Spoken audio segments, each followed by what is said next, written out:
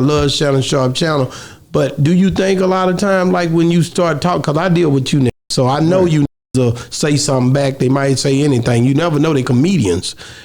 When Eddie Griffin and Mike Epps, do they go too far if you start joking about different people that do podcasting, do comedy? I mean, they do, just the podcasters. Don't talk about me. I can't say that it's going too far because it's just like, man, if you bullshitting and then, oh man, I f with you. But it's like, bro, you could have just laughed and kept it moving. But when you feed it, then it make it look like it's a problem. Then you got to do all these weak apologies. Yeah. Yeah, we on Boss Talk 101. Yeah, we gonna talk. And they just money, like. And it's also a dress involved. He ain't gonna tell you that. No, it ain't. Want to wear a dress when they get their money right. Bro, I'm not. I don't even have to entertain that shit. I know they don't want to see me in that shit. I'm not their type. They don't like me. They don't want me for that. His legs too skinny. Well, is that what it is? I'm just not their type. I'm a nigga. They don't want me. They do not want me, bro. They don't want you? They don't want me. No. I always think you're not posing like Shay Shay when you come out of the car and stuff like that. Whoa, I seen that. You talking about Shay Shay when he got out the car with the grill. I ain't talking about shit. Her. Yeah, but see, I'm going to be real with you. Club Shay Shay is a dope channel. I love Shannon Sharp channel.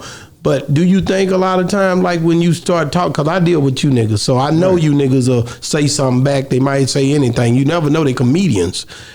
When Eddie Griffin and Mike Epps, do they go too far if you start joking about different people that do podcasting, do comedy? I mean, they do, just the podcasters. Don't talk about me. I can't say that it's going too far because it's just like, man, if you bullshitting and then a motherfucker like, oh man, I fuck with you. But it's like, bro, you could have just laughed and kept it moving. But when you feed it, then it make it look like it's a problem. Then you got to do all these weak ass apologies. Yeah, I seen like that. No, it ain't even that, bro. It ain't like a motherfucker saying, hey, fuck you. It's, hey, we playing. Ha ha. Little banter. Say something back. I come on the show and fuck with you. That was what they was like, hey, motherfucker, don't forget about me. I come on there and talk about your ass too. That's really what it was. It wasn't like no hard feelings. I agree with that because I look at comedy as different. Like, you never know, man. Me and Faison talk. This nigga's crazy. These niggas be saying anything. And I be right there with them because I'm crazy as hell myself. That's it, though. So I don't be tripping about it. Everybody's human being, no matter to me, no matter if you're a comedian or not. And yes, you're supposed to have thick skin, especially if you dish it out, you need to be able to receive it. But you never know what that person might say that trigger you that day. Nah, is there nothing that can trigger you? Just like when you in the hood and you do this shit all day, every day. Sometimes everybody ain't playing all the time. You got to know who playing back. Exactly. Yeah, everybody ain't playing. We seen this in the hood. I'm just thinking about what you saying. One nigga like, man, I'm not gonna play. Go on with that bullshit today, man. I don't want to hear that, bro. Bro, go on with that bullshit, bro. Like, it's just, that's what it is. Everybody ain't playing all the time. And then some days they gonna get you and you ain't gonna feel like playing. Like, bro, not today, bro. Go on with them big ass boots. You know what I'm saying? Like, did be that. Wow. Well, recently, since we've been down here, we got a pleasure of interviewing Keith Wallace. And that boy dope. We love him. That boy dope. I told you. Yeah. Yeah, he ain't nothing. And he loves you because he was talking about you on the show and everything. Yeah, he did. You got a lot of shout outs on Boss Talk the other night. That's because I reached out to him. I'm a fan like everybody else. I see things on my timeline and I was like, bro, this dude, he talking that shit, but he's saying some real shit in there with it. Then he got an amazing story. So when we linked up, it was just great. I'm gonna try to do everything I can to make sure he get to where he going. Even if it ain't got shit to do with me, I'm gonna try to introduce him to the people that I know because he's dope. He got God-given talent. Let some stressing it. My testimony confessing it. Middle finger to the law and every flag that's Confederate. He's emotional because he come on. He's like, man, what y'all gonna have me crying? Miss Jamaica had nothing to do with me. That's Miss Jamaica with that. Have me crying. Yeah. And he paused, and I had it because I watched your interview, and I remember when you said, when you're giving something so powerful, you can't interrupt. You have to just let it go. Yeah. But then at the same time, when he's going and he paused so long, sometimes I'm like, I had to talk and bring him through it so that he can, get through it. Because, man, sometimes he pauses and he's like, he's reflecting and I don't want him to get too much in his, you know what I mean? Nah, but see, that's the thing about it. We talk about how black men need healing and therapy and things like that. Sometimes that is the therapy. Yeah. Is to just have to walk through it by yourself and take your time.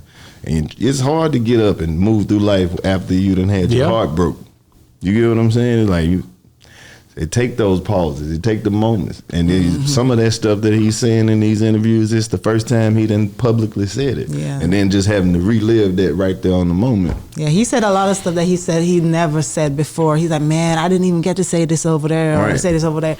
And he's coming out here and, yeah. That's how it be, because he did all the street life, jail life, and then right back into it, so it's a lot to catch up But on. I told him, I said, you got to let that stuff go, because sometimes it depends on what he's talking about. He's very, I'm not saying he's an empath, but when I say so, I mean like, if he's talking about the streets, you can see in his face and his demeanor like he's back in the he's back in the streets. He's one of those people that depends on what he's talking about. It's like he's all back into it. It's like he can't talk about it without being in it in that moment. And I'm like, it's a lot of brothers like that. Really? That's why a lot of brothers won't go to therapy, because it's like, I don't know if I'm ready to fix it yet. I'm still pulling the parts out of it that affect me. You get what I'm saying? Right. So I just think it's gonna take us a little bit longer to even get around to that part. But I'm not saying that just because you've been through something that you're broken. No. You get what I'm saying? You can fix anything. Yeah, because that can be your fuel for life. Right. Because back in the days before it was a therapist or some medicine to take, you channeled that. And that's probably what he channels to create his art. Yeah. So if you go and you heal all that, you're gonna be like, well, where I'm supposed to create? Where's my fuel? I don't have the same feelings about it no more. Wow. Yeah, we on Boss Talk 101. Yeah, we gonna talk.